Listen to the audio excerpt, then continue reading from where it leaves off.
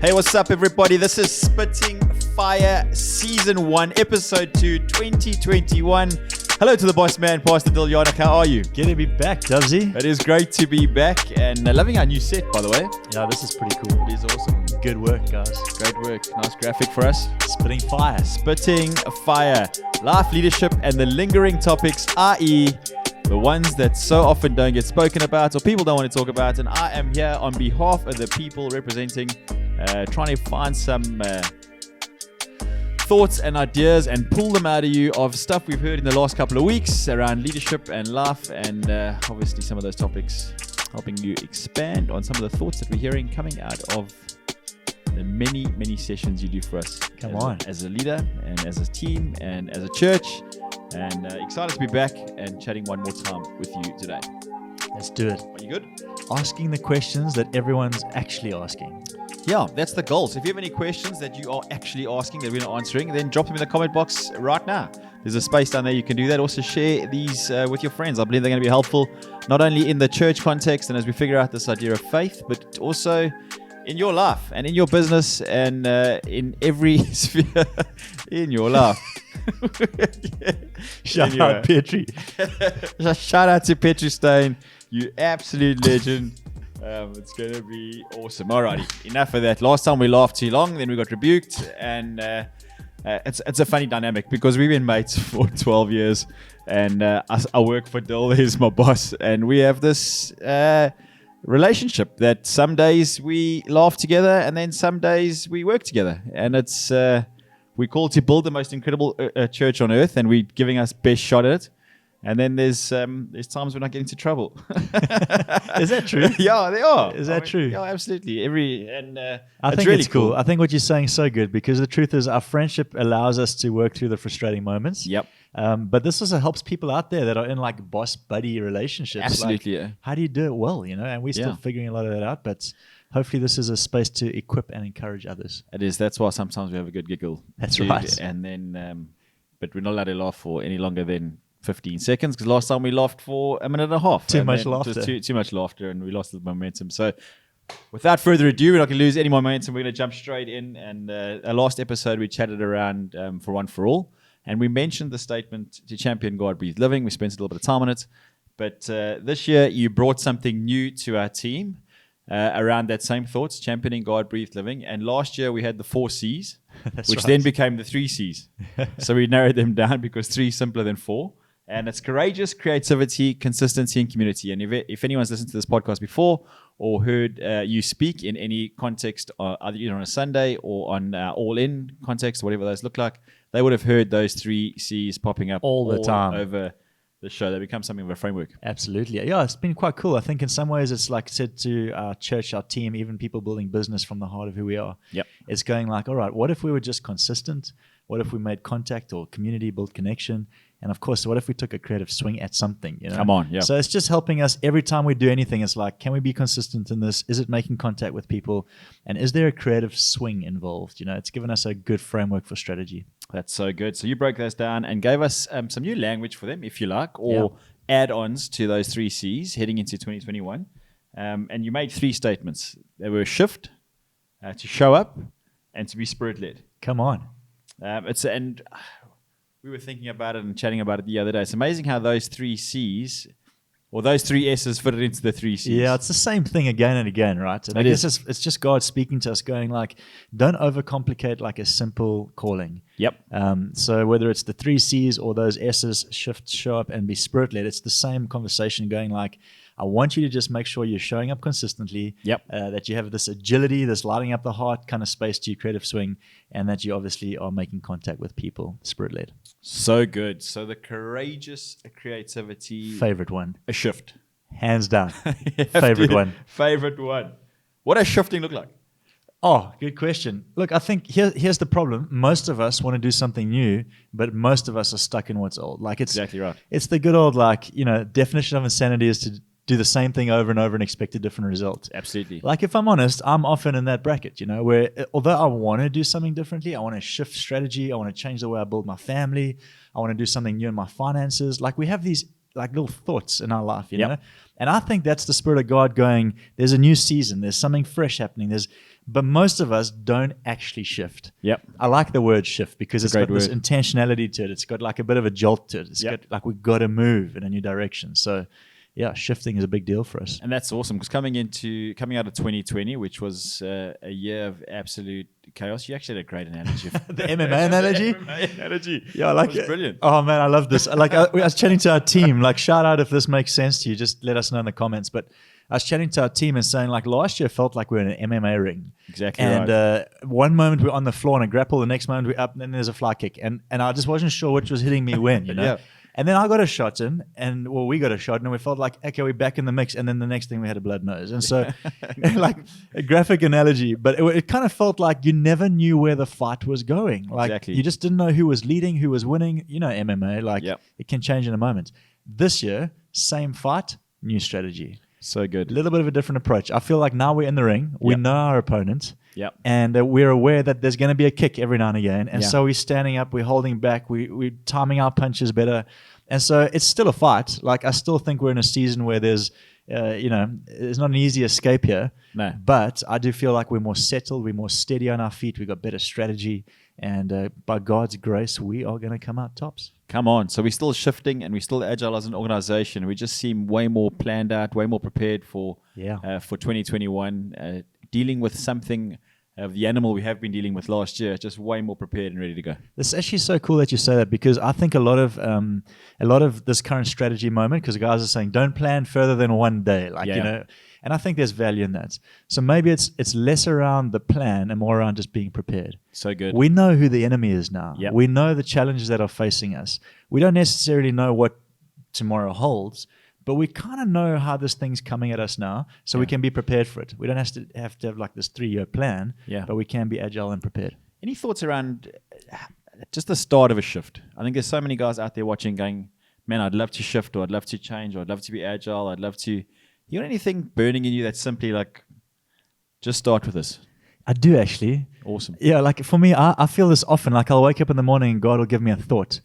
Genuinely, most times that thought is a challenging one. Yeah. Like most of the time, it's just like this like inkling. I think today I need to go in a new direction, or I think I need to phone somebody, or I think I need... And you know what we do? We write that off because there's no plan to it. Like that's not a good strategy. Why should I phone that? Like, and so it just gets put back. So I do have this thought. It's probably a lot smaller than what you think. That's going to initiate the shift you need. So good. Like I think Stephen Furtick said it well. He said, think big, start small. I think shifting comes down to that. So like good. Think big. Like what our church, we're dreaming of every heart, every home, everywhere. Yep. Our vision has gone global. We're going like, what if we could literally show up in every heart, every home, everywhere? That's like the shift we're making. We're saying this is really an opportunity for us to reach far and wide. But to start small is to go, well, let's do a Spitting Fire podcast and hope that 50, 100 or 200 show up and watch this and get inspired and they light up their world, you know? Yeah. So start small maybe is what I'm trying to say in the shift. So good. Think big and start small. That's start right. there. And there we go. How's that? Yeah. The second one, consistency. Show up.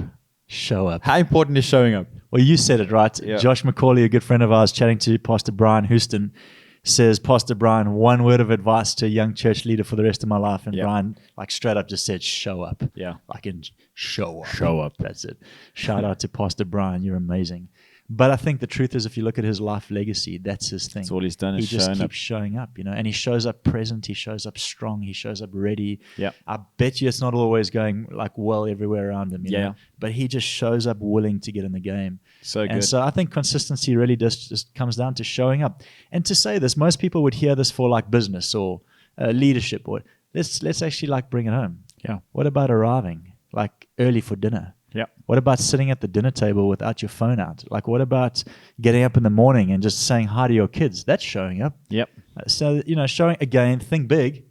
I want to show up the global platform God has given me, but start small. Like your family just wants a little hello. Show up at the dinner table. That's a goodie. Come on. Yeah. Maybe the big global brand's going to start with showing up for dinner. I think so, bud. Come on. That's where it starts. What ways are you showing up in 2021? I'm here. Here we go. Here we are. I'm here now. There's a start. Yeah. You said to me, let's do Spitting Fire. I'm like, bro, you turn the mic on. I'm here to talk, you know. Awesome. I think I'm available. That's the word we're using. I'm available. God, I'm here for you. I'm available. I like our tagline, here for it. Yep. which means it really doesn't matter. So Sundays I'm showing up every Sunday, talking to good old camera lens, you know, like, and just believing people on the other side of it. Cool story, actually. Last night we went for a dinner with some friends. Ross Armstrong, Nicky Armstrong had us around for dinner. And he read a scripture from the story of Elisha where he says, those that are with you are far more than those that are against you. Sure. And he encouraged us to say, I know you're talking to a lens, but there's an army on the other side standing with you. And so again, showing up just means being present where you can. And trusting that there's an army. Absolutely. You know, so for me, it's showing up on Sundays. It's showing up in my personal life. My Bible's open every day. There may be one a week I don't open it, but for me, I'm just showing up. I'm like, God, even if I don't hear anything today, I'm open. Like my Bible's open, you know. That's amazing. How are you showing up, Dubsy? What are you thinking? 2021, I'm going to be showing up in showing up and popping up in a few different places. So I'm going to show up, obviously, to Spitting Fire. We've committed to get 2 Spitting Fires out a month. Awesome. And try to do them bi-weekly. I'm going to be showing up for Sundays, showing up for pre-service. The pre-service show. The pre-service It's been show. a win. It has been a win. It's been awesome. Loads of fun there. Showing up all in triads or thinking in threes. Busy putting my triads together. I've got a buy ad at the moment. Got one more guy to get in there. And the psychology around threes, we're actually going to do a little episode on that in the coming weeks. Around triads. So I'm going to show up there and just showing up for my family. I felt the other day God just dropped in my spirit that I'm present, but I'm not present. That's great, bud. And so some moments, obviously a long 2-month holiday with the kids. Come on. For 90% of the time I was present and throwing cricket balls and playing soccer in the garden and building slides in the backyard. But to show up at the dinner table. That's so cool. You know, I read something once called The Power of Presence. And you said it in our last conversation. You said God's not looking for perfection; He's just looking for presence.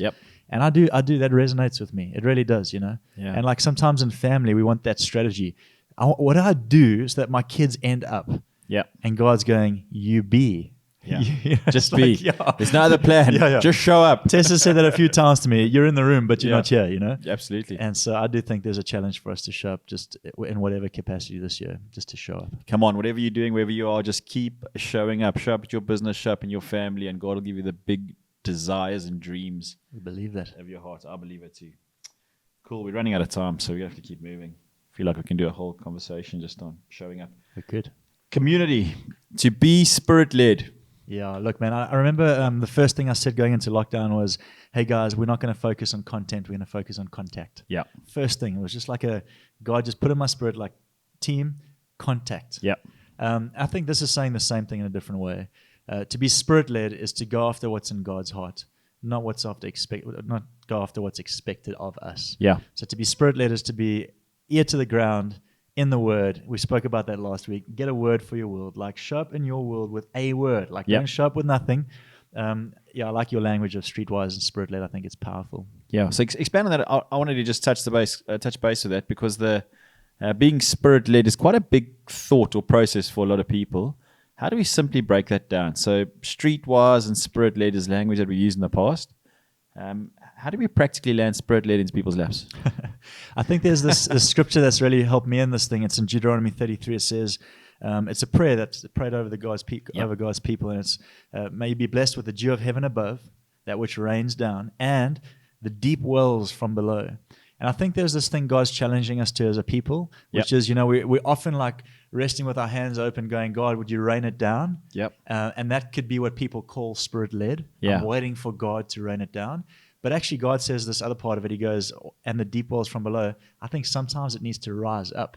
So to be spirit-led, I think, is, someone said it so beautifully. They said, don't be so heavenly minded that you know earthly good. So like good. Classic Christian cliche. But sometimes, as believers, we can walk around with our head in the clouds, with our hands open wide going, I'm just not going to do anything until God tells me to. And I'm going, that's because you're waiting for it to rain down. But the other part of the blessing is for it to rise up. So I think streetwise puts like a bit of a show-up spirit in the spirit-led space. Brilliant. Like, arrive at your business. Trust God for something to rain down, like fresh ideas, new strategies. But also, just ask Him to let it rise up. Like, being spirit-led is letting you bring what's in you to the moment that you're being called to. So good. Not waiting for God to do everything. That's brilliant. I know Holly Furtick said it so well as well. She said, God will give you feet, but he's not going to take the steps. That's brilliant. One guy in his church said, the corn won't pick itself, you know? Are you sure you're not a preacher? Yeah.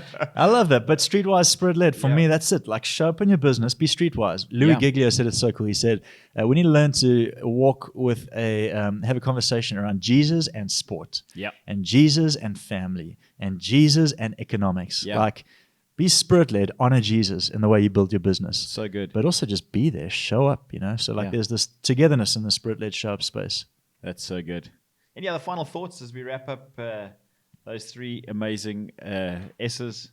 Shift, show up, and be spirit-led. I would ask people, if you're listening, if this is encouraging, because a lot of guys would hear these conversations and say, we like listening to them, they're encouraging. What is it saying to you? Like, that's what I'm trying to figure out. So like, you listening to it, you're in business, you're a young guy, you're a young girl, aspirations. Well, what does shift, show up, and being spirit-led look like for you in your world? That's what I would ask, you know? That's so good. I know Mark Slev encourages us all the time through the back end of lockdown. It's one thing to hear something, it's another thing to apply. Absolutely. So what have you applied? How are you shifting? How are you showing up? And how are you being spirit-led in this moment in 2021 as we take on a brand new year? We're nearly into March. Can you believe it? That's awesome. Hey, so if you've enjoyed this podcast and this episode of Spitting Fire, why don't you share it with your friends, like and subscribe, and share it with your world. It's going to put some courage in their bones and light up the human souls around you. Come on. Have a great week. Ciao, ciao.